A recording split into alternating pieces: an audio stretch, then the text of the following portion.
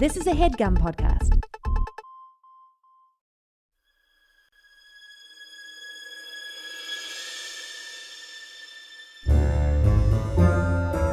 Oh, yeah. Welcome to A Funny Feeling Podcast. I'm Betsy Sidaro. And I'm Marcy Jarrow. This is a podcast where comedians tell us their paranormal experiences, and we listen to yours as well. Oh, yeah. And if you have one of these paranormal experiences that you want to share with us, please email it to us at funnyfeelingpod@gmail.com. Now get cozy. And prepare yourself to be scared silly. This is a Funny Feeling podcast.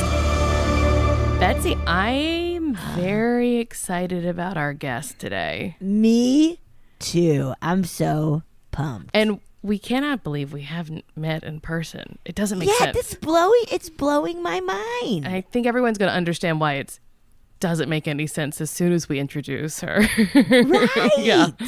Okay, so our guest today is drag queen, comedian, writer, and host of Ghosted by Drezfalez. Drezfalez! Yay! Hi! I know, this is like so crazy. I feel like this is needed to happen. Like, what the hell? What's taken so long? Where have we've just never crossed paths. I guess. That's crazy. I bet we've been to so many of the same places at the exact same time and just Totally. whoop. I know. It's, you know what it is? We're probably in the same room asking people if they've ever encountered ghosts, but like, and then we get caught up in their stories and then we don't get to each other. Yep. So you're like us then. Your icebreaker is like, have you ever seen a ghost? Yeah, absolutely. Yeah. And I mean, that's always been my thing. Like my entire life, I've just always been like, all right, well, it's quiet in here, so I'm just going to ask who's ever encountered a ghost. And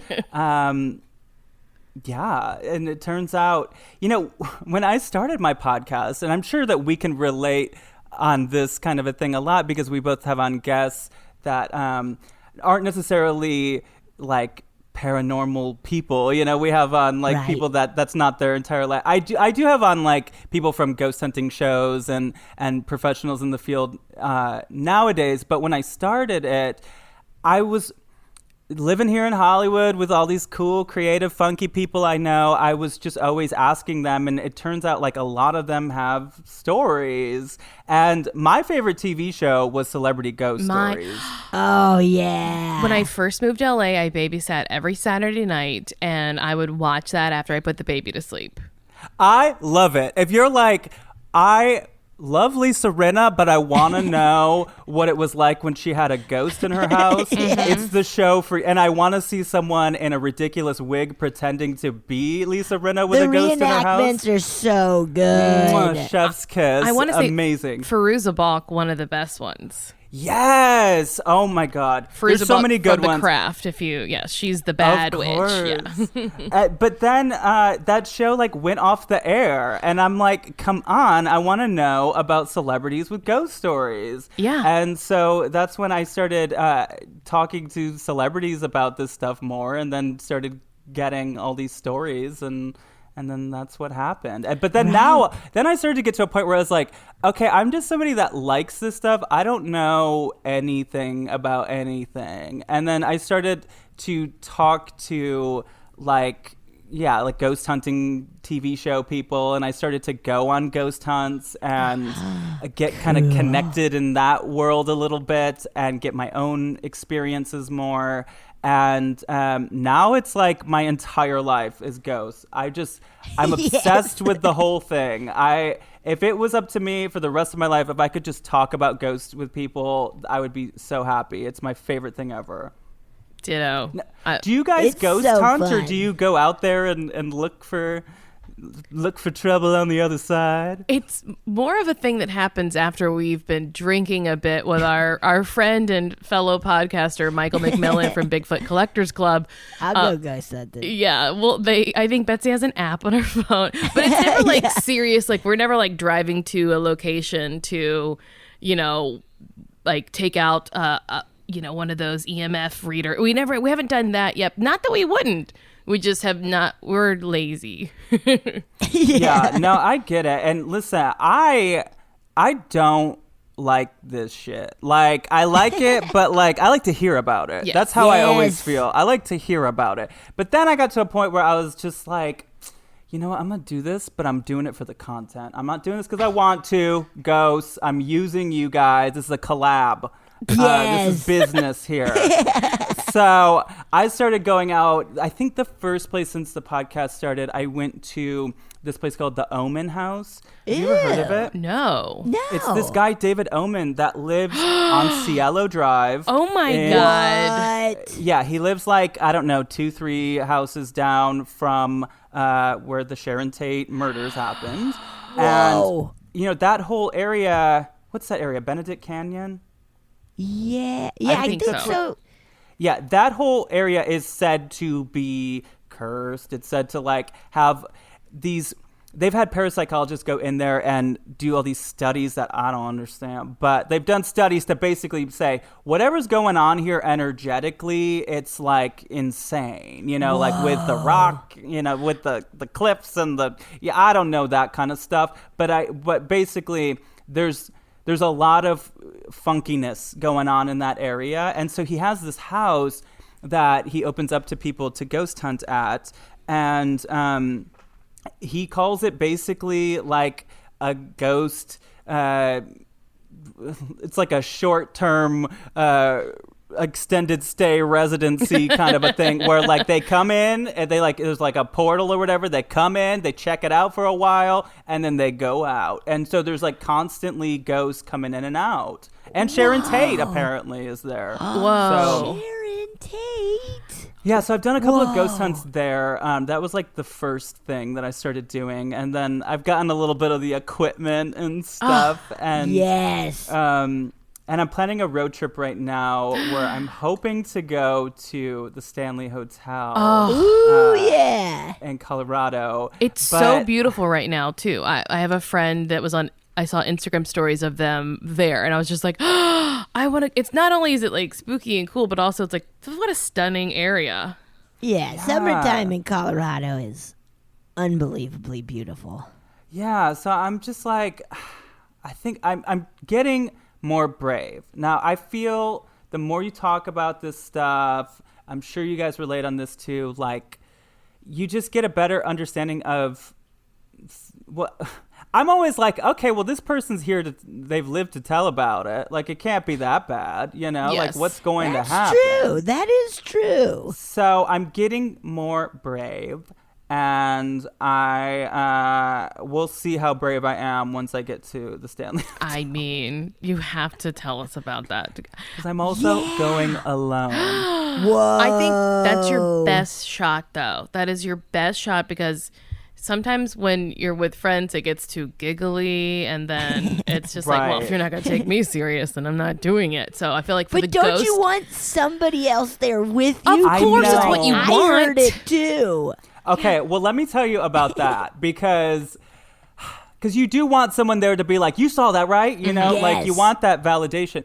I decided maybe like 2 years ago, my friend Johnny Reinhardt, who's a drag queen, the two of us happened to have, this was like pre-pandemic, we were working a lot, and it was like, I want to say it was a Friday or a Thursday night, and we were like, oh my God, I have nothing to do this weekend. And Johnny was like, I have nothing to do this weekend either. And I was like, should we just like go someplace? And then we're like, yeah, let's go somewhere. We're like, where would we go? Because I love like a little road trip. Yeah. And I was like, you know, again, I'm looking for content. So let's go to like a haunted place. And so I'm like, what's like a couple hours away? I start Yeah. Googling things, and then I'm like, well, I haven't been to San Diego in a while. So we're like, okay, we can go to San Diego. I know about the Whaley House there. Yeah. And so we decide, okay, we'll do that. But then I was like, but we should like, let's keep looking. And then we found this place that's not far from San Diego, and it's this bed and breakfast, so lovely and cute. And I honestly feel bad calling it like spooky and haunted because it is wonderful, and it's one of the places that doesn't really seem to be like, we've got ghosts, come on in. They're more like, we don't want to talk about that. As there's like a ghost behind you, We have competitive rates. That's our thing. Yeah. So A really good breakfast. so we booked a night, and so we went to the specifically haunted room. And my friend Johnny's just like, man, I guess that like you say this stuff is real, and Johnny knows a lot of people that believe in this stuff, so he's kind of one of those people that's like, well, my loved ones and friends say this stuff is real, but I've never had anything happen, so I don't really know, but whatever. Uh-huh. And so we go and we stay in this room, and we had a couple of little things happen. I felt like something brushed against my leg.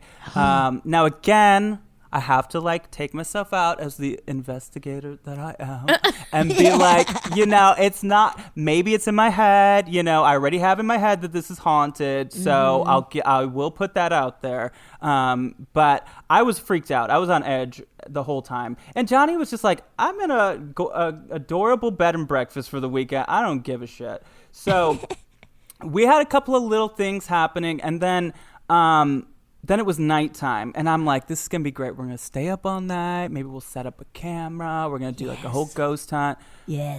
That was my mind. I didn't communicate that with Johnny, who's like, I'm staying in a hotel and I'm going to bed.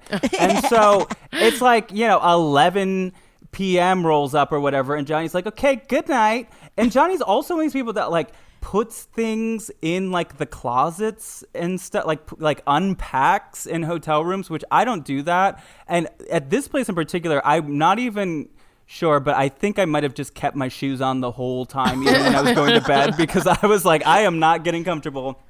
And so we're like laying in bed, and I'm like, okay, I guess I'm gonna go to bed. But I was so scared because also they have this little diary in this room where people leave their ghost stories of things that happened. And I was like, I'm not gonna read it. I'm gonna read it tomorrow because I have to sleep here tonight. And Johnny was like, well, let me just doodle through. And it's like looking through the whole thing. And so then we start going to bed. Johnny goes to bed, knocks right out. And it was hot. It was the summertime. We had the air conditioning on, and I was just like so scared. And anytime Johnny would even like kind of shift, I'm like, what was that?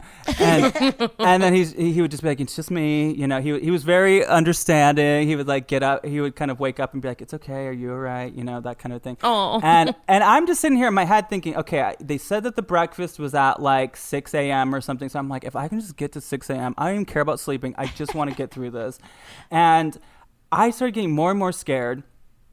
Now, we can get into this too if you want, but I grew up in a house with a ghost. And so I have a thing where I believe that I can tell when there's a person in the room that we can't see.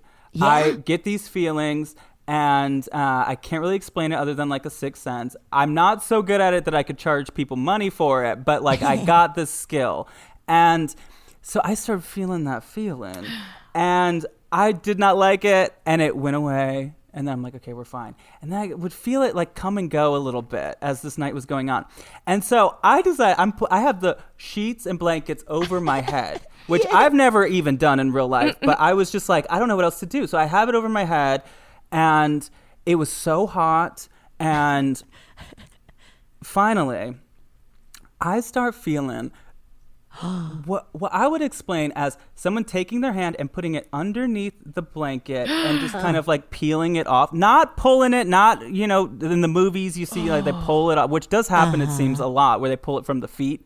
No, this was like lifting over the head. And the reason that I really felt it was because the air conditioning was so it was so cold in the room and so hot under the blanket. So I started feeling like coldness on my head, and it felt like someone's hand was kind of peeling it a little bit off. And so since Johnny kept checking in on me throughout the night, I kind of, pushed the blankets off to be like, it's fine, I'm fine, to Johnny. And I look, and Johnny's passed out sleeping with his back to me. Oh, no. And I kind of stood there for a second, and I was like, okay, That was really weird. Now, again, this could all be in my head. I don't know. But it felt real to me. And I was like, Johnny, we're going. And Johnny's like, what? Like sleeping. I'm like, we're out of here. I'll tell you on the way home. And I made Johnny leave at 2 a.m. Oh, no. And we even left because Johnny unpacked our clothes, so they were in the closets and stuff. We left them. You left your clothes? We left. We ran out. I said, we're out of here. Whoa. Did you drive home? We drove all the way home. I drove all the way home. Whoa. Wow. Now, I'm now telling this story as somebody in hindsight that's saying, maybe it wasn't haunted, blah, blah, blah. At the time, I was like, this is a ghost. We're out of here. That's a ghost all just that touched matters. Me. Yeah, in the moment, that's all that matters. So this is why I don't stay in haunted hotel rooms, and this is why I'm not interested in doing that. Or if I was to stay in a haunted hotel room, you stay up all night. Like, Yes. that's the whole thing. And you like, plan Exactly. it where you're like, we're going.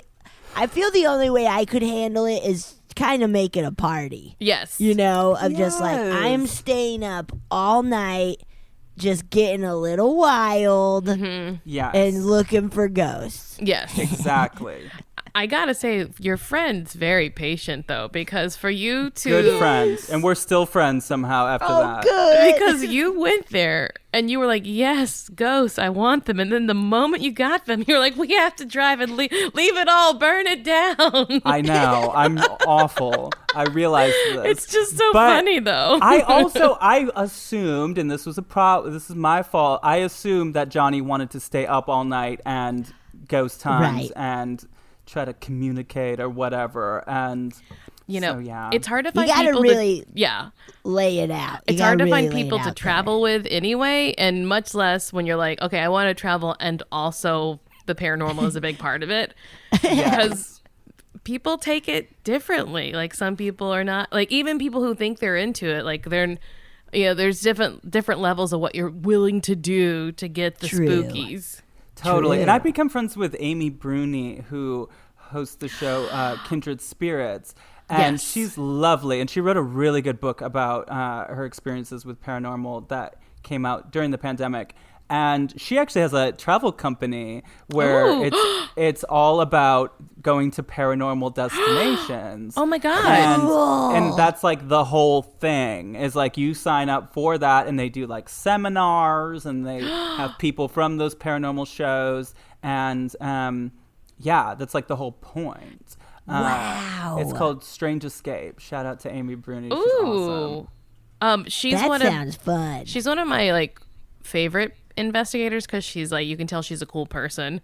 Totally. Yeah. She really is. And she's got a great sense of humor. I find that a lot of those people have really good senses of humor. It's just that those shows, they're dealing with such heavy shit a lot of Yeah. the time. And Right. their goal is not to like, they're not doing comedy. So it's like, you don't always see how funny they are. But I talk to a lot of those people from like Travel Channel shows, and they're all of the ones that I know are funny people. Right. You see little glimpses of it here and there. It's Yeah, like, yeah. Okay, I like that. Yeah. You guys should have on Amy. She's really cool. And another my one that I God. love that I've become friendly with from doing the podcast is Katrina Weidman, who she's done a lot of shows, Paranormal State, I was like, Paranormal I remember Lockdown. her from Oh, Paranormal. yeah. And Boy. now she does one with Jack Osborne called Portals to Hell. I And have seen it then, yes. Yes, she's great, and I don't know, she's one of my people. Like she was a theater chick. She's like a makeup lady. Like she's like we have a lot in common in that way. But then she's also like this paranormal investigator that's done like hundreds and hundreds of paranormal investigations, and she's got a great sense of humor and lots of stories. Though I will say, like talking to those people on a podcast is it's very different than talking to like a comedian or an actor or somebody that has like one or two stories, because with those people you're like, where do we start? Yes. There's Truly, so like, much. Yeah. It's just Your curious, life being is like, dedicated to this. yeah, like I guess what's Yeah. the most memorable one? But even if you ask me, I would have a hard time like picking the one that's like, oh wow, that's the one. Like that's the story that really gets me. Right. But Right. What about, okay, now this is a tough question. I've been asked this question, and I'm sure you guys have too, but what's like a story you guys have heard on your show that keeps you up at night? I feel Marcy or Darcy's or Mono's. I combined to make Marcy. Yes. Darcy and Mono's. Oh my God, I was just talking to Mono the other day. Yeah, I know Mono. Yes. Mono's the best. He has a wild. You need to get him on. He has an incredible ghost story. Wasn't it in Two, like actually. It was Greece. somewhere overseas, Greece. In Greece. Yes. Both of his are in Greece, and there's one that, like, thinking about it, I get chills. Yeah. But you need to, I want him to tell you on It's your so good. podcast It's because so it's good. so good. And then Okay. Darcy has Darcy a Carden, wild, yeah. like, premonition story Yes. that I think about all the time. Yeah. Yeah. And then we had a listener send in a voice memo about a man following him on the train. Oh, this was And then when he looked, when he like finally got a glimpse of his face, he was like, it was me. And it was me, but it But, like, looked Astral older. projecting or something. Oh, Like it okay. looked older, and he's like, and he looked angry, like and then there was another instance where years later, cities far away, like he's like, I saw him again, and it's just like something about it, like just was like, I've never heard, like it. I guess it's like could be a time traveler. But also, it's like, why is he angry? What was he? Or like, he just seemed like determined, like he was really going after. that's too It scary. was just like, Wow. what does it Now- mean? Did this person have an ancestor that maybe looked a lot like them? That passed at an older age? Because that would be one of the things I would think. But also, those are the kinds of stories you don't hear all the time. That's when you got to like be talking to people about ghosts all the time when you start to get those ones. Because I think as like a normal person's idea of ghosts, like when I started doing this podcast, it's like you're used to like this concept of somebody died in a house and now they're lingering around. Right. But there's so much more out there. Yeah. Any There's- of these there's- kinds of astral projection, I hear these stories about ghosts of people that are alive still, like that Yes. kind of stuff. It really trips me out. There was another listener story, I believe, where like a woman walked into their kitchen and saw another, like, she was like a ghost washing dishes who turned around and like got startled by her. Yeah. Was it that it like And she set it up. She's like, I live in a new home in a new neighborhood that was undeveloped. And I walk in and I see a woman washing dishes, and it's my kitchen, but it's decorated different. And then when the woman turns around, she goes, and then disappeared. I was like, oh my God, you were the ghost. I have You were heard the these ghost. kinds of stories. Yes, where you were the ghost. you were the ghost, And you think they're the ghost. Yeah, yes, the others. That's others, it. dear. I have heard this thing. Yes. Okay, I heard this one that I'm always talking about this story. It's probably been 2 years since I first heard it, but I never stop thinking about it. It lives rent free in my brain, as the kids would say. This one, my friend Gunnar Deathridge, he's really big on TikTok. He's this fashion designer, and he was on Project Runway, and he's great. But anyway, he has this story where he encountered these people that were into really like dark occult practices, and I don't want to spoil it. He's better at telling it, so go listen to him telling it on my show. But they visited him in his dream in a way that wasn't just he had a dream about them. Like he actually had like confirmation that they were there when he woke up. It's so scary. Ooh. Ooh, I don't. Oh God. And then I don't like learned that. recently that this is like a thing people can do. It's like dream jumpers, or I can't remember what it's called, but it's like this thing that you can learn. It's kind of like astral projection or something, where you can learn how to put yourself. I mean, I think it can be done for nefarious reasons or whatever, but it's something that apparently is possible. Oh no. One of my favorite lines in the pilot episode of Ted Lasso is when Ted says to his assistant coach, hey, if we see each other in our dreams, let's pretend like we don't know each other. And it made me laugh so hard. Do you guys ever get into astral projection? Like, have we done it, or just the All of idea it. of it? I don't think I've ever done it, but No. I love talking about it. It's Because fascinating. yeah, I've never done it either, but I've talked to a lot of people that have, and I've talked to people that say they know, like that there's ways of doing it. I haven't really looked into it much. I think it's kind of a meditative thing that you can get to this state where basically you're sleeping, but your body, your spiritual astral body has left your physical body. Whoa, But yeah. there was a point during the pandemic where I was like, I don't think my astral body could get COVID. So, like, maybe I should learn how to do this. And then I could go meet up with my friends. We could go, like, do all the Everybody things. learn how to do it so we could just party at night. Yeah, exactly. Oh, that's pretty good. That's pretty good. I once had a psychic tell me that I was doing that. She was like, "You're doing it at night and you don't realize it."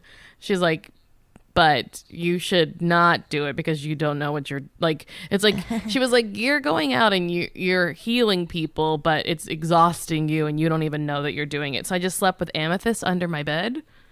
Oh. To sort of, Somebody told me a story. I probably shouldn't say, like, who it was, but, like, they told me that the celebrity friend of theirs did it. They astral projected and couldn't get back to their body. that's terrifying. That's why I wouldn't want to do it. Right. Oh, no. I know. Like, what do you do? Like, to get back, you're like just kind of flopping on top of your body. Like, come on. Go in. You open the mouth and you try to dive in the mouth. Okay, Uh-oh, but have to was go it the other end. was it Vin Diesel? It was Vin Diesel. It was Vin Diesel. It was Vin Diesel. Yeah. That they- makes sense. Did they ever get back to their body, or they're just like, no? I don't know. This was kind of like a thing that was said in passing one time, and I'm like, I got more questions here. Yes. Nope, I'm done. Goodbye. Whoa. You'll never Yeah. know about Catherine Zeta-Jones now, I guess. Oh, no. When we used to back in the day do a little homework and actually like present like interesting topics as like an opening to the show. We'll never do it again. I'm too lazy. Same. That kind of stuff takes work. I You're know. like, oh no. It's enough to just edit this and book people. It's too hard. So, but one of the things I found to like talk about was walk-ins, and it's when a soul walks into a body. And Yes. that they can cohabitate sometimes, but sometimes they just push the other soul out. Ooh. Yeah, and I've heard about it with people have a near-death experience and they come back as someone different. Yes. Another ghost is, or another, spirit is like, ooh, some free real estate over here. I'm gonna climb on in. What if you come back as someone way cooler? I mean, That would be How? awesome. How possible? For I me, know. I don't know. I was pretty is cool, it possible? Yeah, I mean, that's the thing. You don't know who you're gonna come back as. And Maybe that happens to every middle schooler. Huh? You know? Explain. Yeah, like you. Unpack for me. Didn't we all try to be someone we absolutely were not in middle Ah, school? Okay. Got So it. okay. maybe for a hot second. I was like, are they dying a lot or something that I don't know that kids are doing with their is it Yeah, that it's really cool, Marcy. is They're it all the game dying. where they make each other pass out? That was my a big God. middle school game. Yes, that was my first near-death experience, I guess. Wait, What? another show I'm obsessed with is called Ghost Inside My Child. Have you ever heard Yes. of that? I have Yes. not, and that sounds awesome. That's the one where it's like really about reincarnation and past lives and that kind of thing, which I personally believe in. But it's, these kinds of stories where it's like my 3-year-old insists that she is named George and she, lived in 1957 and blah, blah, blah, blah. And then they like actually find out that there was a man named George that had these specific Yeah. things. Like that's the kind of stuff. It's spooky, but Because it's it gets cool. so specific that you're like, no 3-year-old could make that shit up. Absolutely. Yeah. It's so specific And that there have- something has to be going on. There have been like stories about like this kid, this like young child in India was like, no, I have a wife. They're like, she's still alive and she lives a few like, let's go to the village. These people, I know you, you're my aunt, you're my uncle, like that kind of stuff where you're like, oh, how, unless it is reincarnation. Another show I love, Psychic Kids. Obsessed Chip Coffee. Chip Coffee. I love Chip Coffee. It's so funny because when he was on Paranormal State, he was great because he would be like, oh no, Ryan, this ghost said fuck off. And like he would be like so intense. But with kids, he's like, you don't let that ghost bully you. You bully that ghost. And it's just, he's like so Southern. He's so great. I know. I was just watching a Kindred Spirits episode with him, and he was like, this ghost here is a fucker. This one is a fucker. Hell yeah, let's get right to it. Now, since you've heard so many stories, and you also said you grew up in a haunted house, like what is one of the scarier or experiences or stories you've heard? That I've heard. Let's see here. Well, definitely that one about the sleeping. Yes.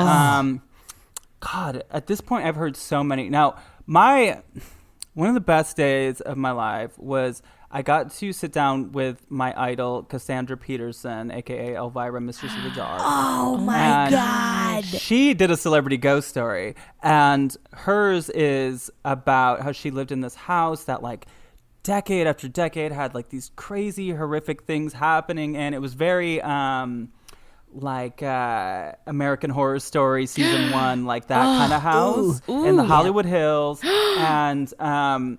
and she had some really scary stuff happen in that story. So that one was good. God, it's like I have so many ghost stories like in my brain that I'm trying to think of what's like the scariest one. You know, another dream thing. I just spoke to someone. I don't know if I should share this. It's kind of a spoiler, but I spoke to somebody that had me in their dream. Beat up a shadow man that kept for years and years and years was like tormenting this person in their dreams, and then I arrived in the dream and was like, get out of here. That's awesome. That's very cool. I know. So I'm like, should I put that on my resume? Like, yeah, I'll come and punch some shadow people in your dreams. I one of the weirder, not weird, but like a story that I hadn't heard before. My friend's brother-in-law, we were hanging out one night, and he, like all of us together, and I asked this question I always ask, do you believe in ghosts? And he was like, yeah, I don't like to talk about it. And it did, but I pressed, as you do. When someone says, no, please, I don't want to, I said, well, why not? Let's talk a little more. And he said since he has been a child, he fights ghosts. He like wakes up physically fighting them but like there's also like a presence. He knows he's like fighting them off. And I was like, wow. What is that? Well, at least he wins. That's good. Yeah, I mean, I wonder what they're trying to like snatch his little body, or who knows. Okay. Now I'm thinking here the wheels are turning. I had a ghost sex story on my show. I had Billy Lee from Vanderpump Rules was on my show, and she had sex with a ghost. And that's an interesting concept. You know, that whole incubus, succubus conversation is very interesting. Yeah. I just had a good one. What was it? Oh no, it'll come back to me. Oh, I know what it is. When we were talking about like the scariest things, I talked to Andrea Perrin, who grew up in the house that inspired The Conjuring. Yeah. And she's the oldest daughter of that family, the real family. And to me, from talking to her, and she's written 3 books about her time living in that house, the movie ain't scary compared to what really went down. She told me this story about her mom bit into an orange and blood started dripping out of it everywhere. Like, there's some shit that we did not see in this movie that is so much scarier. Dude. I just watched the Ghost Adventures where they go to that. And they like interview her. And I love how she was just like, I think Ed and Lorraine Warren made it worse for us. Yeah. Like, she straight up is just like, they did not know what they were doing. I know. When they came in, and I was like, my whoa! defense of Ed and Lorraine Warren is, I mean, I think that they did some amazing things, and especially the major trailblazers for getting the conversation of ghost hunting and just even the existence of any of this stuff in a mainstream way. But I think being trailblazers, I think that they also were figuring it out as they went. Yes. And sometimes you hear these stories of maybe what their approach was didn't help or made things worse or Right. whatever, but someone has to figure it out. You know? You gotta break some eggs to Also, make an omelet. Exactly. I totally relate to not actually knowing what I'm talking about, but then being really confident about it. Like being, Yes. like being like, no, I got this. I And mean, Yes. that's their whole job, right? Is to just be confident and act like you know what's going on. confidently Of course. wrong. That's Absolutely. the thing. That's the thing with like psychics or anybody where it's like you know, someone flying a plane or being a surgeon or whatever, like you don't want them to be like, I think I can figure it out. Yeah. Like you want them to be like, I got this. Exactly. I know what's going on. I can do this. That's like Yeah. Dr. Death too. I don't know if you listen to that podcast or there's a Peacock show with Joshua Jackson playing this guy, Ooh. Dr. Death. And it was someone who like he did well in school because he did great in his like neuroscience labs, but he didn't have a lot of hands-on experience, and he just became like a neurosurgeon and didn't know what he was doing, but he's like, I'm gonna figure it out though. Oh God. Guess what? I Spoiler, had he multiple didn't. people tell me not to listen to that. Yeah, It would if make me you're sick. afraid of any medical stuff, don't listen. Oh yeah. no. Now, tell us about growing up in a haunted house. Yes. Sure. Well, okay. It's always like weird because the ghost was my loving grandmother. So I hate to be like, she was a spooky ghost. Like, you know, it was like, it was, you know, a Yeah. spirit. And I don't, you know, of course, the more you talk about ghosts, the more you kind of get an idea of all the different ways that ghosts can become ghosts. And I don't think that it was a sad situation. You know, so often when I talk to people and I learn more about ghosts, I'm like, this just sounds sad. Like, Yes. this kind of sounds like someone that doesn't want to move on. It's like, you know, it's kind of like somebody that's still doing some trend from 10 years ago where we're like, we're not doing that anymore. We don't Yes. say We're those words done. anymore. We're not like, stop holding on. You got to keep up with the rest of us, you know? And I don't think that it wasn't like that.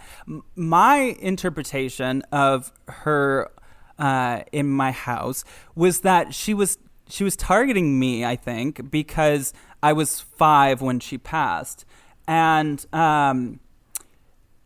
the reason that I really think that is because I had the most experiences, and not that long ago, my cousin, who's the same age, she's actually a little bit younger than me, she was house sitting for my parents who still live in that house, and she had an experience. She had 2 experiences while there.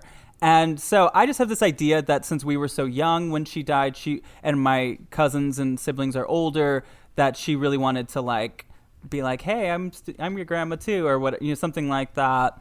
And she was very grandmotherly in the way that she presented as a ghost. I was a little brat as a kid, and a couple of times I remember being in my basement, which, God, basements are a scary thing I don't miss. I was in my basement, and I remember my mom being like, come up here and, you know, do this chore or whatever. And I remember saying like some horrific things under my breath about my mom as I'm like stomping up the stairs, and this like little tchotchke at the top of the staircase like flipped off the wall in a way that I really don't think my body pressure, you know, or like stomping would have done it. Though as I get older, I'm like, this could be poltergeist type activity, because, you know, a lot of times that is associated with typically, you know, from what I hear based on studies, it's like cis females going through puberty, typically their hormonal changes have something to do with this Right. energy in the air. I don't know. But maybe it had something to do with me. I don't know. But because another thing happened like that one time when I was mad at my mom, and this glass candle, like in a candle holder, flipped off the table in front of me as I was yelling at my mom and smashed all over the ground. And it was very like, okay, Grandma, sorry. Like, Sorry for Yeah. screaming at mom. but Or you're a Carrie. yeah, or I you're know. a Carrie. I might be. But then the other thing that was like, okay, this isn't poltergeisty, was when I was about, I think I was 10. I don't know. Every time I tell a childhood story, I assume I was 10. I don't know why. It's like everything that ever happened to me was when I was 10. But I was like 10 or something. And I was having this scared feeling. And I was trying to go to bed. And I heard like something fall off a wall in my bedroom, and I opened my eyes, and she was standing there at the foot of the bed, and she was looking she was serving ghost realness. Like, she was Yes. transparent, and I describe it sort of like I don't know, like if you look at something really bright and then your eyes have to adjust, and you look at something, like sometimes when you're on stage and the lights are like really bright in your eyes, and then you like look at the and then you kind of look off and you can kind of see, like, it was Yes. kind of like that almost. It wasn't, I don't know, because I'm always asking people, like, what did the like, explain to me what this ghost looked like. And a lot of times people are like, it just looked like a human. But it wasn't that situation. She looked like a ghost. And it was her. And she looked at me like, I'm here and I'm okay. Like you're okay was sort of the vibe I got from her. And then she just sort of disappeared. And Wow. it's the only time I've ever seen a ghost that I know of. Wow. Yeah. Yeah. That's a pretty good classic ghost Absolutely. sighting. Like transparent in a doorway. Perfect. But ghost. I hear these stories about these ghosts that look like real humans that visit people in the middle of the night. And that's where it's like, is this a home invasion? Like, Yes. that Yes. thing will switch into your brain where you're like, I don't know that I would jump to the fact that this is a ghost. I would think that it Yeah. was an intruder of some sort. Or like which is some maybe scarier. Yeah, no, definitely scarier. Way Yeah. scarier. Way scarier. always hope for a ghost. If there's something in your house, hope it's a ghost. I know. Yeah, and Oh. especially like talking to celebrities, and like especially nowadays, like we're all kind of public figures in one way or another. If you're even on social media, you're putting yourself out there to have creepies be into you, and you never know if somebody is in your house at night, which Yeah. Oh. I mean, I that's shouldn't say that. That sounds scary. really Oh, no. like scary, but I mean, you know what I I've mean? Like, Definitely it's been not in Betsy's impossible. house. Yeah, I've been in Betsy's house while she's asleep for sure. For sure. Yeah, I know. Probably. People are Honestly, there's a safe bet, probably. What about UFO alien stuff? Like, where do you fall with that? Well, with any of this stuff, I am a believer that, who am I to say, anything's possible. Are you kidding me? Yeah. Like, I'm not going to discount anything. Some things are harder to wrap my head around than others. Bigfoot, where Right. you at, girl? We're looking for you. But UFOs, now, what I don't know is where they live. Could they live in the ocean, maybe? Ocean. Could they live in West Covina? Like, I don't know where they live. Right. I do believe that they are a bajillion times smarter than us. I think that they come in peace because they absolutely could, if they can come to us and we can't go to them, like, they could do some shit. Like, I think that if they wanted to, they could. But then you hear Right. these stories of people being abducted or visited, and what it seems so many people for decades and decades and decades have reported is these aliens saying, you guys are ruining your planet. You guys are, just quit fighting. Like, I don't know what's going on where they live, but there's been so many reports of that kind of a thing. And so I don't know. I think that they're just very smart, and they come and visit us. Maybe kind of that theory of it's like them going to the zoo, or maybe it's, teenage ghosts that are, teenage aliens that are borrowing their parents' UFO for the night. And, let's go look at those idiots down there that are fighting about the stupidest shit, and they don't recycle, even though they know that they should. And, all these things. Like, if you take yourself out of our reality, like I did this a lot during COVID, where I'm like, let's just pretend this is a book and you're reading this. Like, there's some insane shit going on our Earth these days, and I think that aliens can tell. I think that they are literally looking at us from above, being like, what the fuck they had to see doing? when the ocean was on fire for a week. It was just like, absolutely. They were just like, now what have they done How now? did you get that going? Well, exactly. Now, the other theory that I've been thinking about lately is with these billionaires going, to outer space. Are they just like billionaire asshole aliens that are like, I'm going to go take my aircraft to America? I mean, if so, those are the ones that would invade and try to take over. Like, that's the kind of, That's I think true. there's some Jane Goodall type Yes. UFOs who just want to commune with us. And then there were probably some that are like, oh, you know what I could do with this? I could see potential here, that I could take it over, kill all those people. Just very typical, like, colonizer mentality. Totally. I mean, I like to talk about them. I get nervous about talking about aliens with everyone, because it can get into some real conspiracy theory, the government, this and that. Like, that whole world of alien talk can get really, like, not fun really quickly. Yes. It edges in some zones where you're like, there's some ideology coming out that is not for me.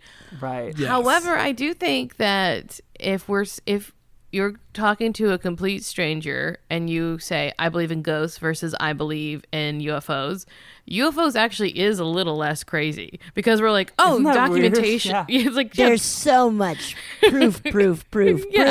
It's I not even know. crazy. The New York Times is like, well, here's some aliens. UFOs, we don't really know much about them, but the government's telling us something, and then we all kind of ignored it. So I know. It's like a ghost. We either have to, like, capture a ghost, like, in a box, or Ghostbuster style, yeah. Yeah, Yes. like, there's really no way. And especially with videos these days, it's like, who knows if this is real or not. Right. Now, and a just lot of this- I people- believe in everything I see. Yes, everything. This week though, I had a fun Zoom thing where I do a weekly Zoom with some of my friends, and I was like, Beth, is there a ghost in your room with you? And she's like, you're seeing that too? And I was like, yeah, I keep seeing, like, this white thing, like, flying in front of the camera. And she's like, I thought it was just me. She's like, I was gonna ask, and I was like, no, I see it too. Whoa. Oh my God. Okay. This is a thing that keeps me up at night. I've been talking about it a lot lately. My friend Kylie Sonique Love, who's on RuPaul's Drag Race All Stars right now. She rules. She's amazing. She I love her rules so much. She, I go around asking people constantly, do you have a ghost story? And we were working together this one day, and she's like, oh, girl, like, I captured a ghost on camera one time. And I'm like, yeah, I've seen a lot of orb videos or whatever. And I'm like, well, let's see it. And so you can actually go to her YouTube, and it's called Sonique's Ghost Encounter, and it's so scary. There's like a ghost behind her, and I can't wait. I want to watch it. So I had her on the podcast, and we talk about it, and I truly believe her. Like, it's not fake. I mean, unless there was some kind of, like when you used to get photos developed and you like would sometimes see like another old picture, like another picture kind of Yes. in the picture. Like I was like, is there a way that could happen? But I don't think that it does, because it's like literally behind her. It doesn't go over her, or And it's with digital stuff that doesn't happen. Like it's yeah. And You she's could have, just like, a not the glitch, type, but- like yeah. she's not trying to like, I don't know, prove anything with it. Right. Like she just captured this thing, and it's really scary. It is amazing when there's actual proof of it. Like I know I told it years ago because when I was still a babysitter, one of the moms I babysit for was like, because we always talked about ghosts, and she was like, "Oh my God, did I tell you this?" And it was her. I want to say her aunt had died, and they had a baby monitor picture, and she was like, she was I'm like, already scared. so her cousin had a baby, like a little toddler, and they're like, "Oh, we caught like."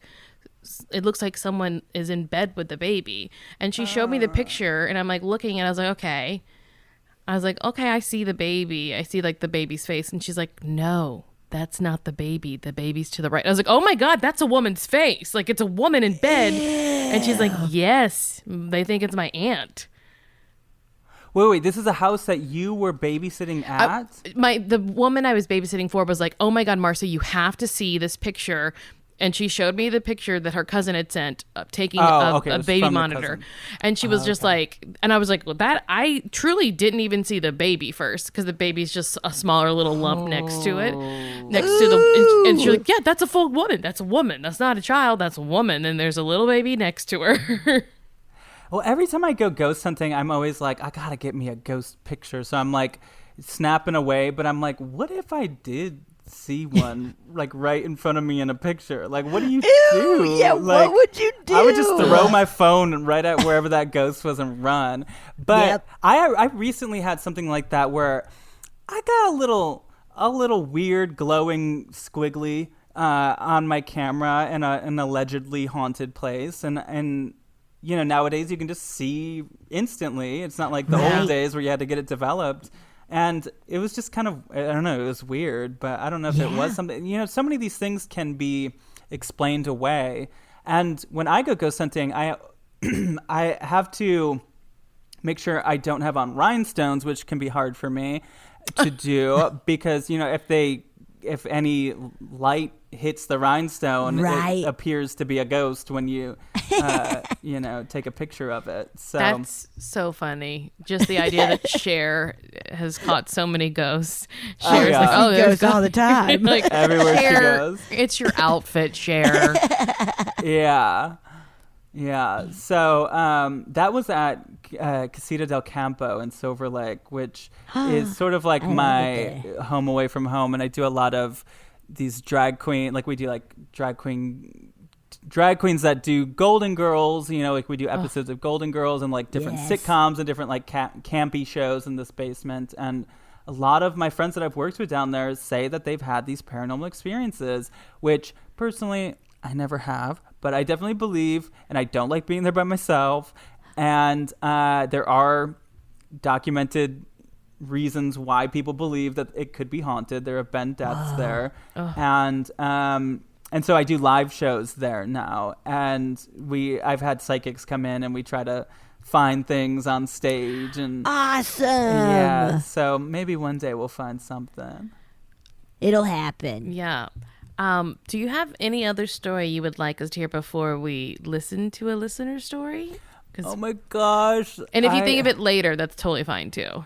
Okay. I mean, the thing with me with ghost stories, because again, after growing up with my grandma, and listen, a nice grandma is a great way to get used to ghosts, you know? Like I do feel grateful for that because I watched that show Haunted on Netflix. Too scary. Too scary and so traumatic and horrific, most I of the can't handle stories. it.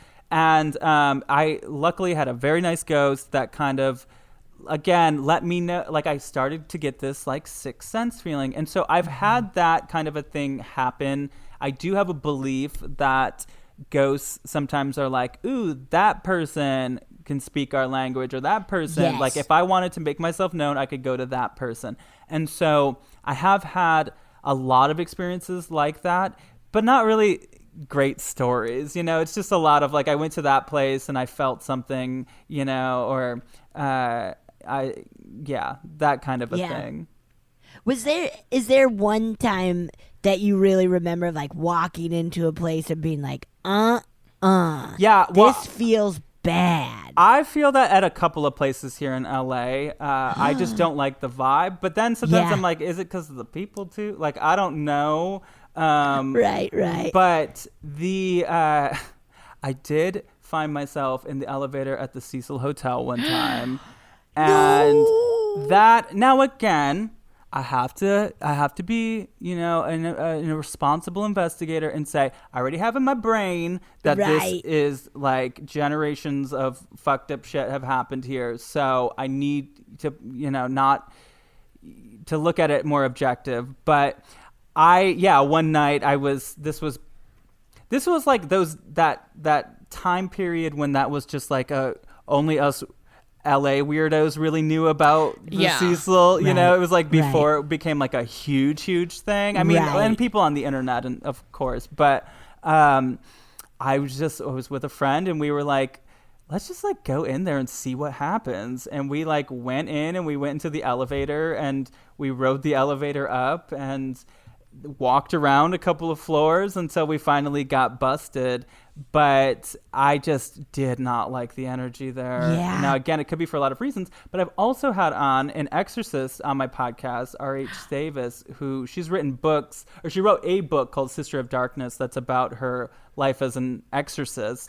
And she can see what she calls entity, but demons, what people consider to be demons. She can see them. And she says that building has the highest, she has them in kind of a hierarchy of demonness. And it's like the most demony of demons, she says, is in that particular area. Whoa. I mean, it is where people have been treated the worst and like cast out of society while still being in the city. And like, so I could see how that would attract that sort of entity. But even like when you go back historically, like when you think of, the people that have been murdered in those rooms, the murderers that have lived in those rooms, not to mention Skid Row being nearby and the energy from that. But I mean, this is just what she tells me, that building has something higher than just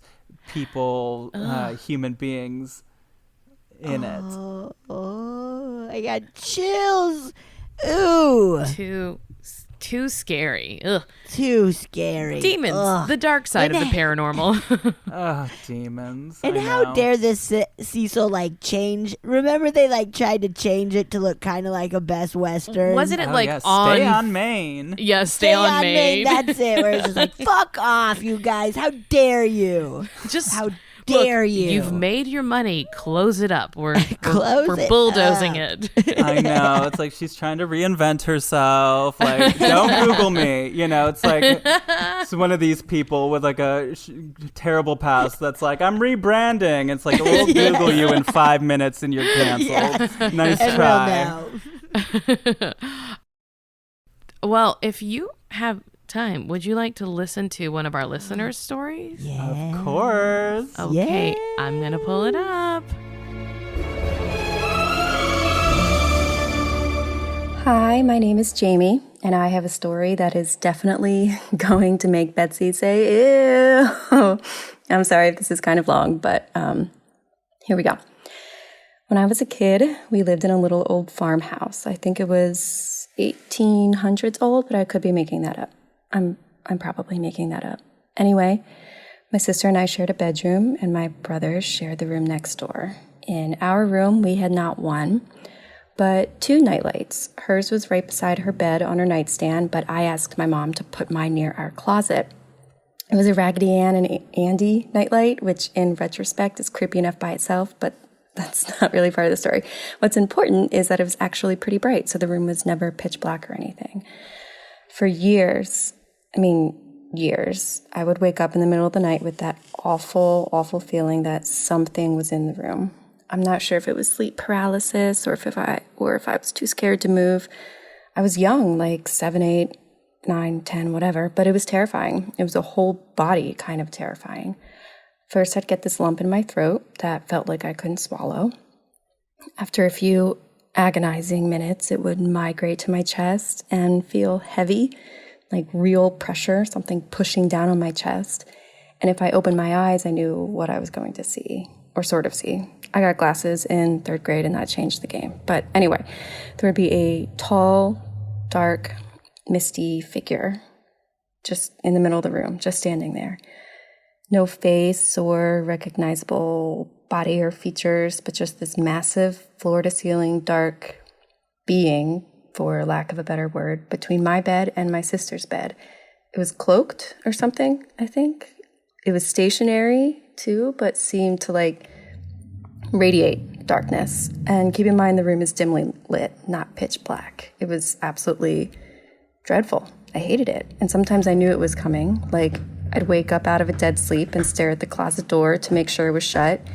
And I swear I could see it open, and I'd like brace myself. Oh, well, stop. And I'd like, anyway.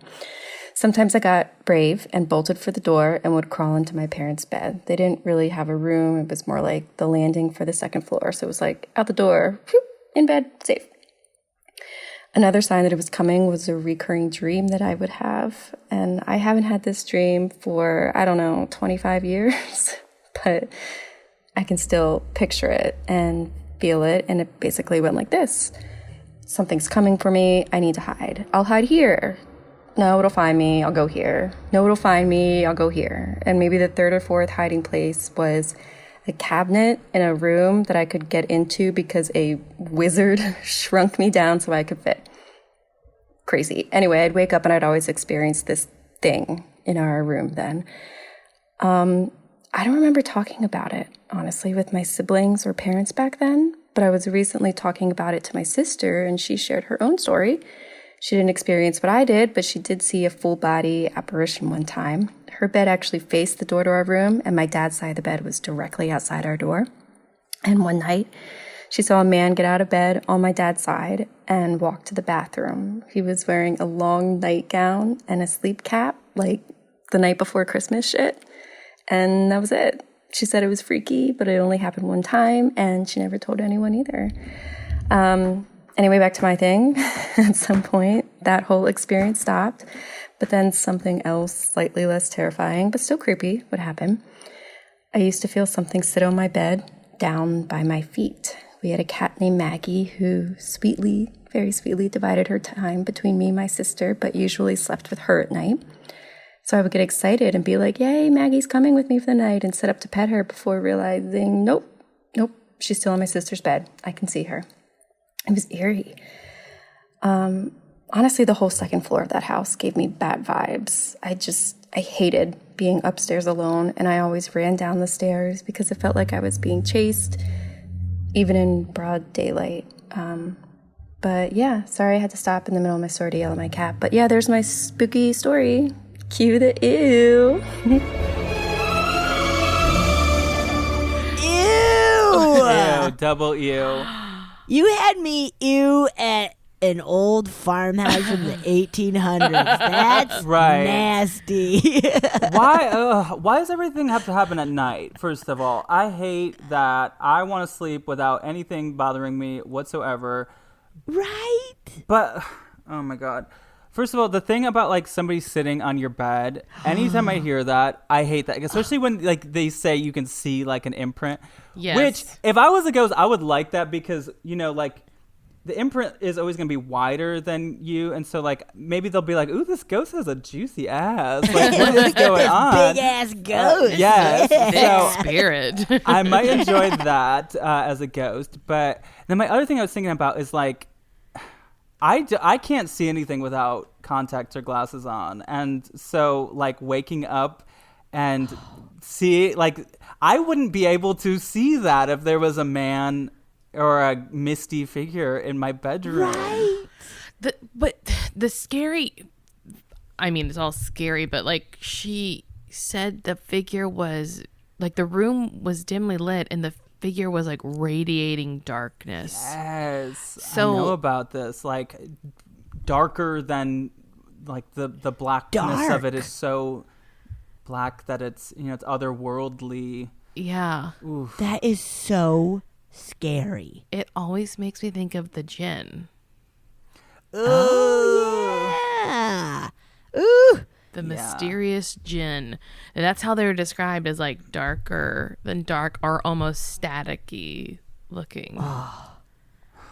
God. like That's it. so scary. Yeah, that was a good one. That was very scary. That sounds like that TV show Haunted. Like Yes. just series of really spooky things happening that are not fun ghost things at all. Oh man, and just such a bummer as a kid, like having those dreams, being like, "Welp, okay, I'm gonna wake up and see this nasty thing in my room."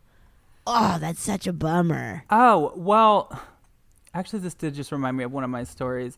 Because, you know, the thing with the paranormal is sometimes as you talk to people more and more, you realize that, like, this stuff can be very traumatizing, you know? Like, that's a real thing. And I there's a lot of causes that I feel passionate about in this world that are, many would say, much more serious. But this idea of like believers of this stuff, like I always want to advocate, and in just as you guys are doing, like giving a place for people to, you know, feel comfortable to talk about this stuff, because a lot of times people tell this to people and they don't believe you, and they say that you're making it up, they say that you're crazy, and it's like, I can't sleep. There is a misty figure in my bedroom. Like that's a real thing. And after time, that could really affect your sleep and your health and your well-being. And and then being like, well, nobody's gonna believe me, so I guess I won't say anything ever. And that just adds on so much too. Oh, it's so sad. And the questioning yourself. Yes. Talking yourself out of things, you know, like gaslighting your experience. Yeah. Yeah. Wait, can I tell you my real, like my story? Of course. Yes. Well, I don't know why I didn't think about this one. This is kind of like my. This is how it my happens. Full enchilada This is story. Yeah. I well, the reason that this was triggering was, or you know, it triggered this memory for me is because I was having problems going to bed because I was afraid of activity happening at night, and it started to affect my work and just, you know, if you're not sleeping, you're not being your best self, and so it was just like, it was really stressful. But okay. Picture it. Paint us the scene. Yeah, okay, so Sicily. Sicily, 2008. Or no, I think it was about 2009, I believe the story starts. I was, you know, I'm known as the bargain bin beauty, Roz Drezfalez. I like to thrift shop. It's sort of my thing. And, yeah, I don't just Drezfalez, I eat Falez. And in this situation, I buy haunted objects Falez. Okay. I pulled over. I was driving from Orange County to North Hollywood, where I was living at the time. And I saw a Goodwill, and I pulled over. This was somewhere like Norwalk or Downey or one of those places off the 5, kind of on the way. And I pull over to this Goodwill, and I see this Ouija board. No. And it was 60s, 60s, 70s. I think it's early 70s, this particular one. And I love vintage stuff, and I love spooky stuff. I wish I would have cleaned. I would give you a little tour, but my living room is a lot of like kind of spooky. I have a chair that's like a hand from the 60s, and like, I don't know. I have like a lot of spooky kind of 60s vibe around here. And so I was like, I gotta buy that. And just like in like a Goosebumps episode or whatever, I go to check out, and the lady's like, "You sure you want to buy that?" And it was only $1. It was $1, and it had the planchette inside and everything, and it was in mint condition. And I was like, I want it. I'm not going to use it because I was raised Catholic and I have like all of that baggage of like demons and blah blah blah. Now I've since kind of moved out of that a bit, and I actually recently had on a Ouijaologist named Karen A. Dahlman, who is like dedicated her life to Ouija and kind of breaking down the stigma that we all think that it's. Because the thing with that is like, okay, how come you can go to a psychic or you can ghost hunt and say, give us a sign or whatever, and that's fine. But when you do a Ouija board, it's the devil and you're opening a portal. And, you know, so I don't know. I've kind of changed my mind a little bit. I still am not going to use one, but I don't feel the way I used to about it. But anyway, so I bought it. I said I wasn't going to use it.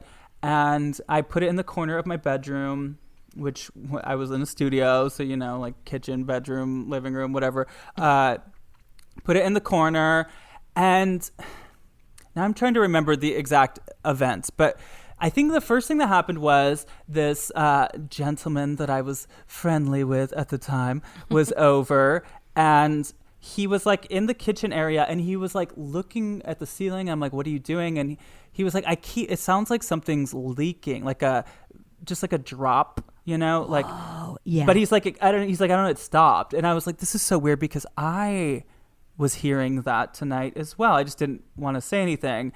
And so that was just kind of weird. Didn't think about it, whatever. Then maybe a couple nights later, I'm laying in bed.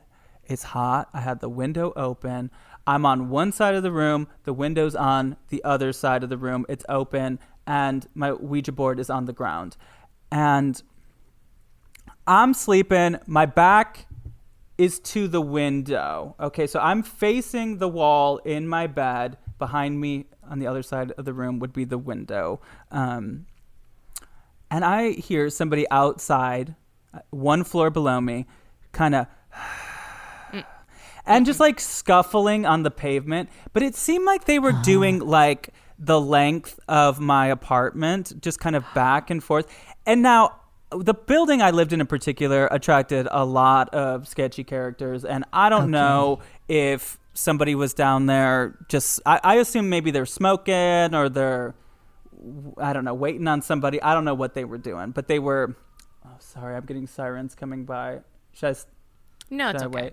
Okay. It is what it is. Okay, yeah, I'm at home. So they're like, I hear this scuffling and this deep breathing back and forth.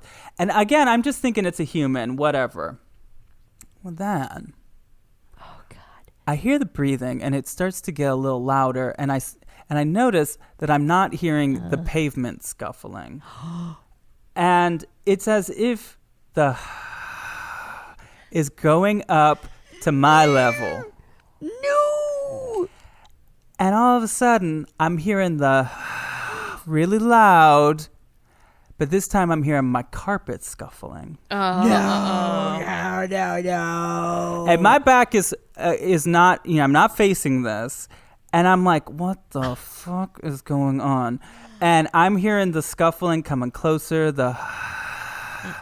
and all of a sudden I hear like, I had like a rickety futon that I was sleeping on. I hear like in the futon. And I'm just like, all right, I turn around. There's nothing there. And I start hearing what I can only describe it as like fingers going tickle, tickle, tickle, tickle, tickle on the ceiling. Ew! Like like all over the ceiling, not the roof, the ceiling. And then my light turned on for like a second. It turned off.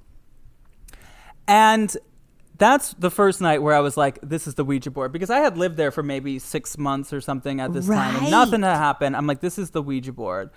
So I had to go to work the next day. And I didn't go to bed the whole night. And I turned the lights on at that point. And and it kind of stopped, and I didn't know what to do. And I talked to so many people. I knew nothing about this stuff at the time.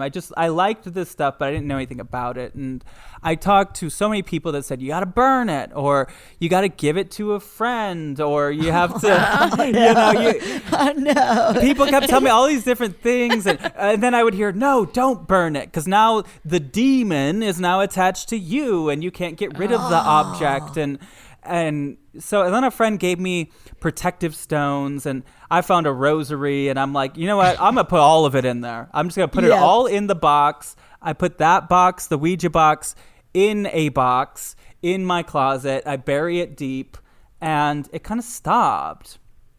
Wow. But then I moved, and I brought it with me because, again, I'm like, I think this is just a thing I own that I have to keep.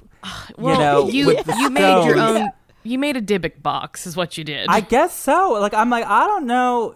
It's just a part of my garbage I own now. And so I move into this next place. And the first night, I don't think my bed was moved in yet. I was sleeping on like the ground. And the first night, I noticed this sound that, again, the way I interpret it is like fingers tapping, like fingertips going into a wall and then dragging down the wall. Over and over again. And I'm sitting here thinking, like, is this some kind of like bug, or I don't know. But the thing that, just like with that leak the first night, the thing I noticed with this energy is that it would stop whenever I would acknowledge it. And then it would go back. Like it was like intelligent in that way. And so I would kind of sit up, and it would stop. And then as soon as I would kind of like lay back down and go to bed, it would start back up. Come on. So basically, long story short, I mean, too late. It's the thing, I got to a point where I was like, my roommate, the demon, this Thursday on CBS. Like, it was just, I lived with this demon. It just wasn't, or, I shouldn't say demon, but this energy connected to this Ouija board. I just kind of got used to it. And it was kind of a fun thing where I would have a friend over, and I remember like my ceiling fan turning on or whatever, and my friends being like, did you turn that on? I'm like, no, I told you guys I have like a haunted Ouija board. And like just things would happen, but it was like not scary. It was almost fascinating. That's good. And then just one last thing that I remember happening was my dog, who I still have, he's 14 years old. He was sitting on the couch with me, and I had my toilet seat up at the time, and we were in the living room, and I had a bathroom at this place, and the toilet seat slammed. And that's such a distinct noise. Like, that noise. And it was a heavy seat. It wasn't one of those, like, cheap little plastic ones that kind of can be stuck up, if you, and then they could fall, whatever. It was like a hard toilet seat. And it slammed. And my dog ran over to the bathroom and then ran back to me whimpering. No. And so I'm like, great, there's a demon taking a shit in my bathroom or whatever. I'm like, I'm not going in there. But then eventually I had to go to the bathroom. And so I tiptoe my way into the bathroom. And what's up? The toilet seat. So I went back up. Yeah. That one happened. And then eventually I moved to another place. And I remember thinking, I'm not even going to acknowledge it. I'm just going to throw it in a dumpster. Not even going to think about it. Just like put it with a bunch of other garbage I'm getting rid of. Threw it away. And to my knowledge, it has left me, I hope. Nice. Yeah. Well done. Did the Wait a minute. Oh, no. Yeah. What is that? No, the lights, the fan. Did you tell the Ouijaologist this? And were they like, good job, or like, Well, she was like, damn, I wish she would have told me because I collect like Ouija boards, Of course, yeah. She actually, there's such a thing as the Talking Board Historical Society that she's very involved with, and they collect Ouija boards, and she collects them, and she has them from all over the world and all different generations, and yeah. Cool. Yeah, because I guess if you're like, oh, this is just another divination tool, like, Right. maybe people use it that way, but not for me. I won't. No, thank you. I know. I'm No. still really scared of them. They're so scary. I You know have a what's friend that- scary? For me, the reason is like for so many years and still, they're put next to Candyland and Monopoly and so people think that it's a toy. And I think that people like kids would just be like, oh, it's a game. And then that would stir some shit up. Absolutely. And that's when we started to have a lot of scary things happening to people. And then they passed that on to people, the stories. And that's why we think that it's this scary, scary, scary thing. I think. Yeah. Yeah. Because that's Right. what kids love to do. They love to get scared. Exactly. Everything is scary. Bloody Mary. Man, we could talk for hours. This has been so great. Yeah, this has been so nice. You have so It's many scary. You guys, let's be friends. Okay. Done. Let's do it. Done and done. Let's go be ghost hunting. friends. Yes. I'm okay. I will. I'm in. Absolutely. Okay. Ooh. Tell everyone where they can find you.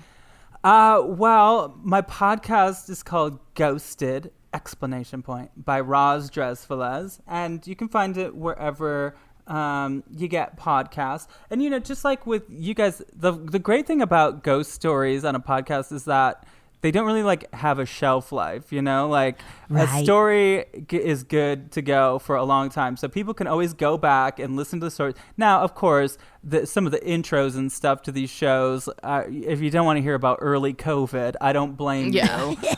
So you could skip through that. Just But the hit stories, that 15 cents. which was also so unfortunate, like the beginning of COVID was when some of the busy people that I've been trying to get on were like available, but then also I didn't know how to like do a microphone, so like my sound is really bad. So that's unfortunate. But I have on a lot of drag queens from RuPaul's Drag Race. That's a big thing that I have. And Betsy, you're a Drag Race aficionado, is that right? I wouldn't say aficionado. I love it so much. Yeah, And I just love drag in general so Okay. much. Well, yeah, I've Yeah. had a lot of drag queens on. I think maybe my favorite drag queen episode is Coco Peru, who has like all kinds of stories, and we get into alien talk and all that. Yes, good. So yeah, and then like the Drag Race like queens, I've had like so many: Jasmine Masters, Kim Chi, Alaska, Jackie Cox, Jinx Monsoon, Peppermint. A lot of them. And then I like to talk to the people from those paranormal shows, the Travel Channel shows and Discovery Plus shows. So those are always fun to hear their insight. And then celebrities and Elvira and What a dream. and I've had like murder people on too. Wait, Murder murdered? people. Like People from, serial like- killers? No. Like do you know who Bailey Sarian is? She does this thing called murder. I always mess it up. Murder, makeup, and wait, no.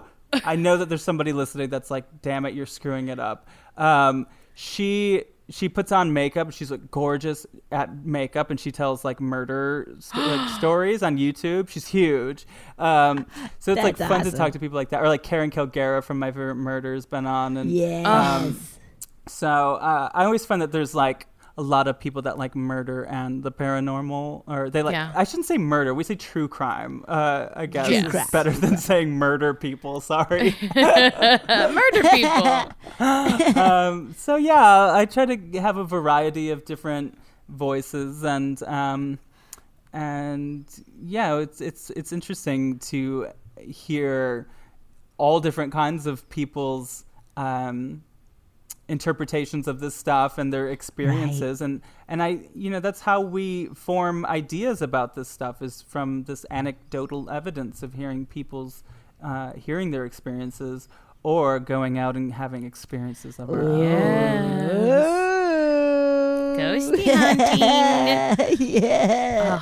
Well, everyone check out Ghosted by Roz. Yes. Drezfalez. And Roz, thank you so much for being with us Yes, today. This was so thank great. you. This was Oh so my God! wonderful. Thank you guys. We're friends now. yes, and I Yay. hope we can meet in person sometime soon. I'm going to put my little Yes. minor headlamp on and we'll go We'll ghost make it hunting. happen. yes. Oh, yeah. We all got to get those. I'm in. Betsy, that was really fun. That was so fun. We truly could have talked for hours and hours with Roz. Oh my gosh, yeah. I'm so glad we're friends now and we're going to go ghost hunting. Oh. What a blast. Also, we did check out the Sodiq's ghost encounter on YouTube. Guys, It's pretty wild. Check it out, everybody. we had so many feelings about it. Like, just I don't know. Like, what a roller coaster. What a roller coaster. we really went through a lot with it. So you check it out and you tell us how you feel. Also, how funny of just kind of like Roz being like, I don't know. And then we listen to the story and be like, oh, here's a wild Ouija story. Yes. I love it. That Always. happens all the time. Where it's just like, oh, no, I don't think I have any more. Oh, here's a huge one. Oh, I remembered a something. banger, as the kids say about songs. Just a banger. Yes, Here's a baby. banger of a ghost story for you. Oh yeah. Well, let's read a couple listener stories while we're here. So this one is entitled "The Whistling Quarantine Shadow Man." Awful. I know exactly what I know awful, nasty exactly description. what he is going to do then. Okay. Yeah. Hi, Marcy and Betsy. I love your podcast. I really enjoy ghost stories, but I'm also a huge baby, and if it's too scary, I will have trouble sleeping. Thank you. I get it. Thank you for Thank listening. you for listening. The way you end with humor helps keep it light so I can still sleep at night. So thank you. You're welcome. Oh, good. You're so welcome. You know, everything's funny, I think. Yes, you can find humor in anything. I could make a joke about the worst things in the world. And it will be funny. You will fucking laugh at you it. will fucking And then laugh. you'll and feel chuckle. bad. You'll feel bad. You'll feel like you did something wrong, not me. Yeah. Okay, I have a lot of ghost stories, some that I have experienced myself and others that my family has. It seems like we're all sensitive to it and can sometimes attract spirits to stop by on their way to their journey to pass on. What? Okay. I will keep my stories to recent quarantine ones like you guys asked for, but if you would like others from my childhood and my parents' Yes. childhood, let me know and I'll be happy to share. Of course. Yes, we would. Yes, we Send would. them yes, to we would. us. Send them. Funnyfeelingpod@gmail.com. Come on. Come on. Okay. We own a duplex that was built in the 1950s. When I first moved in, I would sometimes see a shadow in the corner of my eye that would disappear when I tried to look at it directly. The first few times I saw it, it would be standing outside when I looked through a window or slightly behind me as I walked in the front door. Ugh. After a while, I would see it inside the house, always in the corner of my eye, and it always made me jump. Sometimes I thought it was my husband and would start to talk to him, only to have no one there when I looked up expecting to see him. It showed up a lot when we first moved in, but then stopped showing up at all. I thought maybe it was just being in a new space that the shadows sometimes tricked me, but after about 6 months of quiet, I saw it again. This seems to happen once every 6 months or so that I see the shadow, and it always takes me off guard. Like, damn it, you're still here? Oh, I'm the yeah. only one who has seen it, although I think my son has seen it, but he was too young to say it. My husband thinks I'm crazy, and then I listen to too many ghost stories, making me believe I see them. He don't know nothing. Come on. That guy's yeah, crazy. Come on. He's wild. He don't know anything. I told him his non-believing ass is going to make a ghost appear to him just to prove they exist. And I better Yeah. not be in the room when that happens because I'll shit myself. Hell yes. That's the ultimate threat. You know what? I'll shit myself. Okay. If you don't start treating me with respect, I will shit myself. I will shit my pants. Okay. Okay. My basement has these weird sectional walls built in. So there are a lot of dark corners and I hate it. I usually feel a little uneasy going down there, but 2 months ago I went down there and my heart started pounding. I had a terrible uneasy feeling like something was watching me and it wanted me to feel chased. I threw my laundry in as fast as I could, consciously not looking in the dark corner behind me. I only looked at the washing machine and the floor, terrified that I would see anything if I looked around. As I started walking to the stairs, I felt a presence follow me and started to walk faster. As soon as I picked up my pace, I heard a whistle to my left, about 1 foot away from me. It was loud and human and an aggressive mocking sound like whoever did it knew it would scare me and wanted me to hear. I ran up the stairs and told my husband, who claimed it could be the wind blowing through the cracks or the open window. It was a very windy day that day. He went downstairs to look because I was breathing so heavily I could barely talk. No one was down there, all the windows were closed, and our basement is concrete, so a crack is unlikely. I refused to go down there for a while after that happened. When I finally did start going down there again, there were no issues, and I didn't get that uneasy feeling.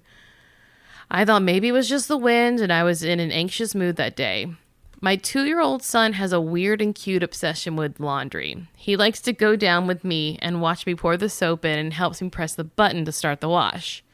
In the last few weeks, I started getting that uneasy feeling in the basement again, and it grows each week.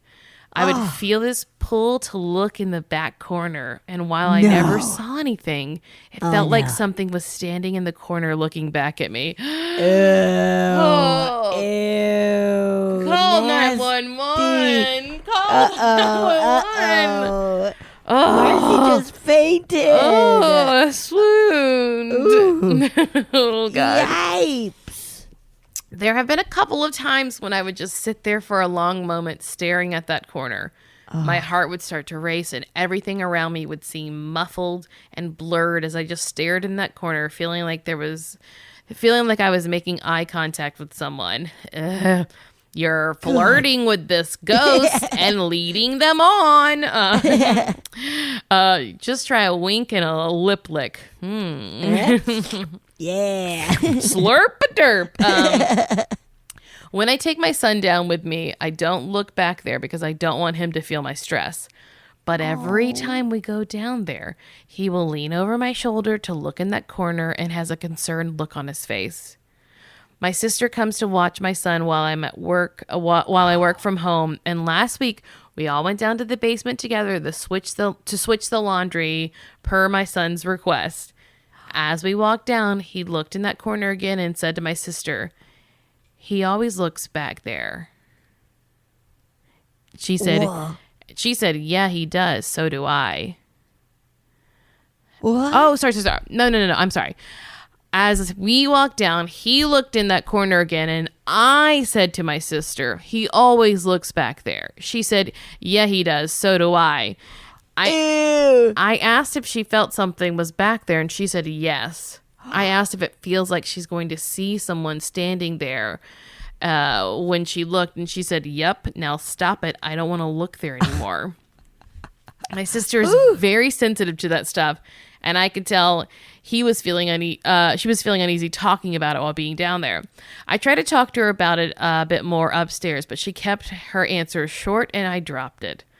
I have sage and plan on going down there to sage him out. I feel like it's a man, but I'm working my courage up because I'm been told if you don't have confidence as you sage, you will just aggravate it and it won't leave.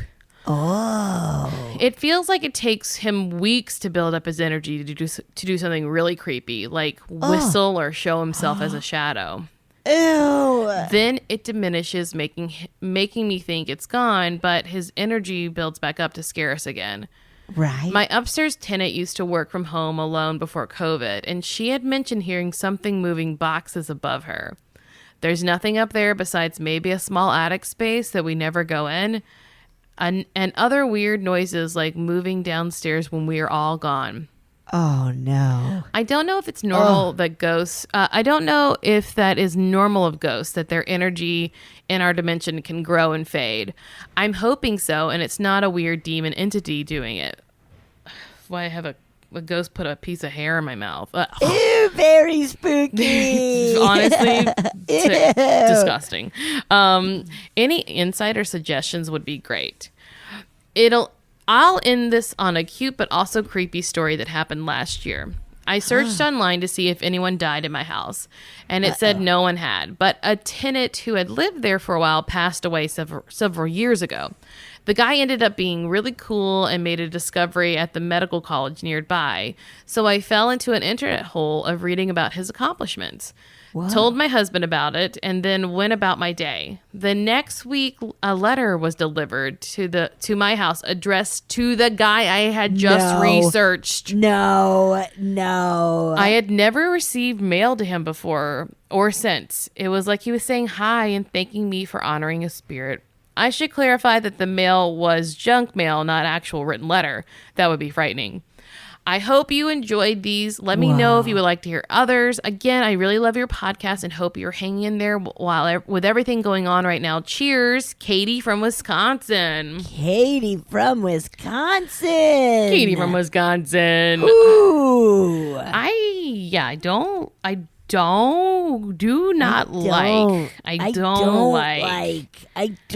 like it. No, it's not for me, I think, is the thing. It's not for me to have a man whistling in the dark. I do think it, it takes entities or spirits or whatever time to kind of save up energy. Yeah. Or, that's why I feel a lot of times it's like, oh, our batteries got sucked dry. Yeah. I think it's like a turbo boost. Now, the book that I read, Speaking with Ghosts, that we talked about with Carlos Santos a few weeks ago, she says it's easier for ghosts to do stuff around the full and new moon. So that's twice a month that there's a full and new moon. So that could have a little something to do with it, that Every is just 6 months or so. Yeah. And, your nerves about going down there, maybe your sister. Right. I will say, we're all, I'd say, collectively learning more and more about using things like sage and stuff, and how if we're not of the background of people who know it, like indigenous peoples, that maybe that's not for us to use. And it's not the only thing you need. So I don't think you have to use it. Also, we're buying it up at such a rate that it will be fully extinct.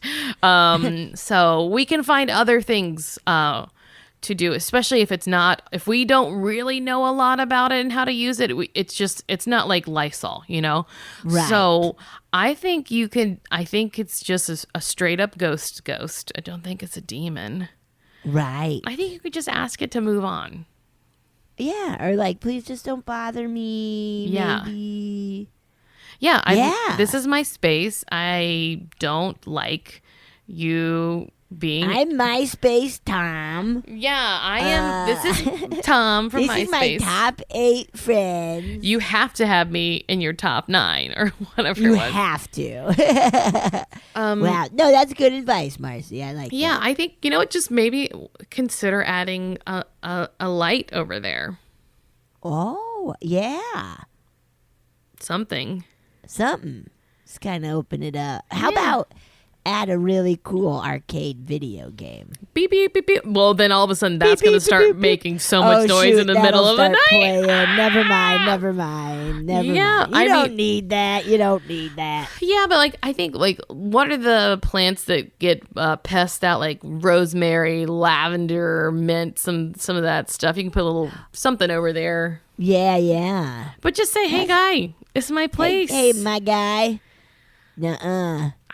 This is my place now. If you tell them, be like, why don't you just move on over? Move off to somewhere else, Move off to somewhere else. Go haunt a theme park. That's fun. Or just pass over do it. that. I think you're going to like being on the other side more than being stuck.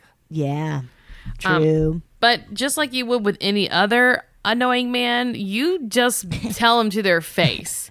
Don't ask. You just say, hey, knock it off. No, thank you. Make it loud and clear. Respectfully. I don't like this. No, thank you. Please. there we go. That's my suggestion. Yeah. That's good. That's good. I have one. Do Can I read it. Okay. Do it. Here we go. Here we go now. Here we go now. Premonition? Question mark in parentheses. Is it? We don't this know. one? That prevented something horrible from happening. Ooh, Whoa. that's the best kind of premonition. That's a good one. Hey, Marcy and Betsy. Love the pod and am especially obsessed with the roller skating gang Betsy is in. Oh, yeah. Skate gang. Skate gang. Thanks for listening. I have tons of paranormal stories as I was a ghost tour guide for 3 years, but I'm writing in today to tell y'all about the experience I had just a couple weeks ago that I can't get out of my head. Uh-oh. I woke up one morning, weirdly a few minutes before my alarm, and jolted up into a seated position. I felt really strange and kind of out of it, almost like my heart was racing even though I had just woken up from sleep. As I got ready for work, the feeling got stronger and I started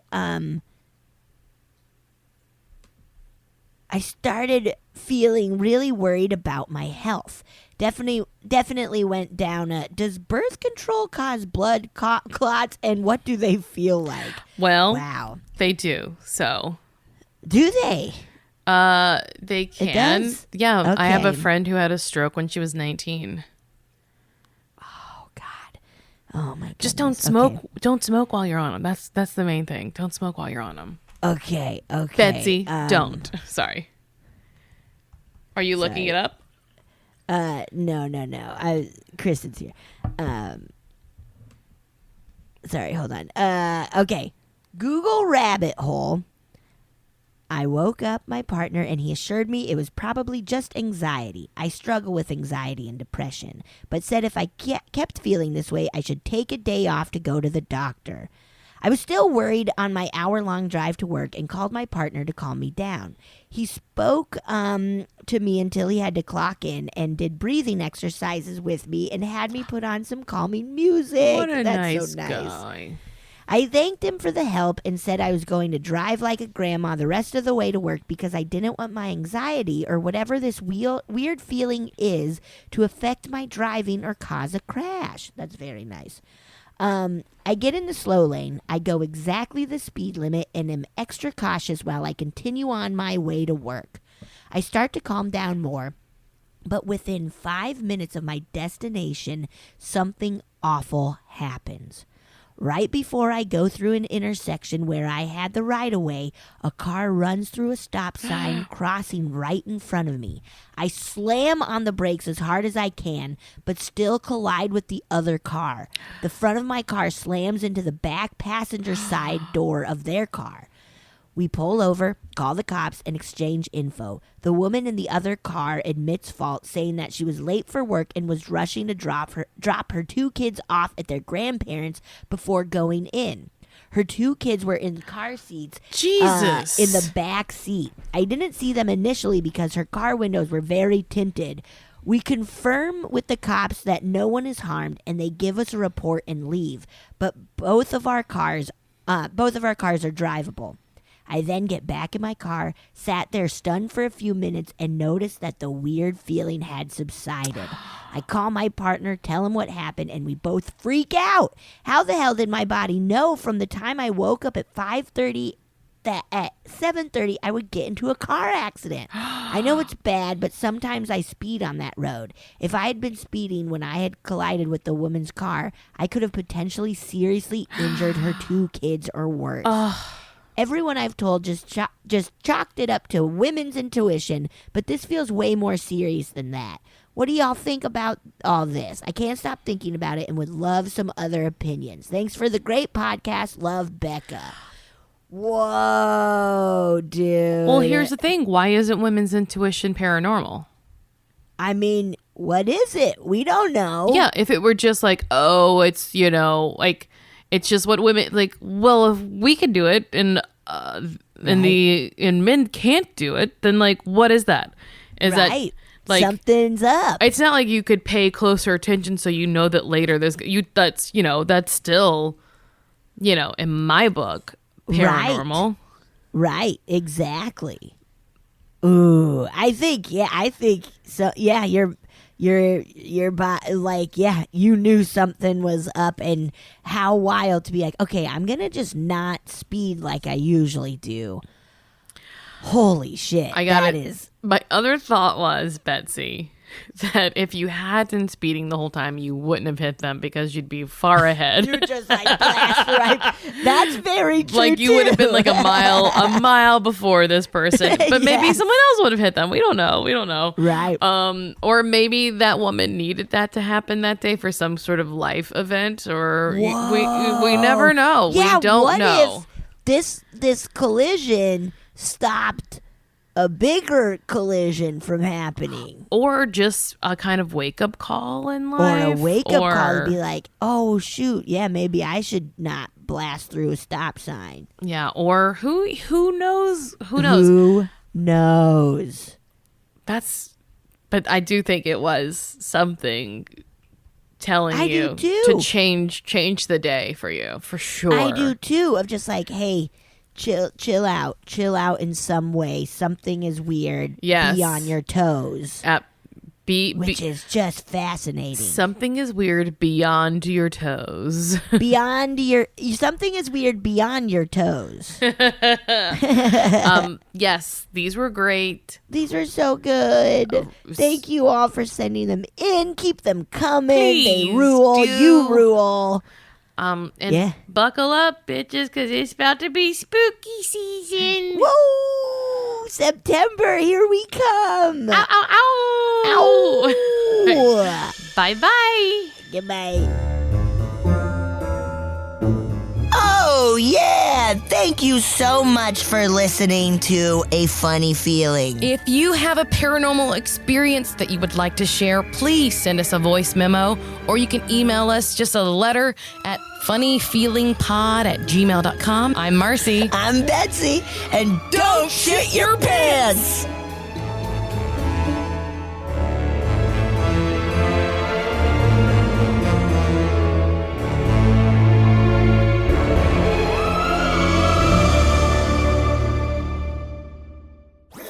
That was a headgum podcast.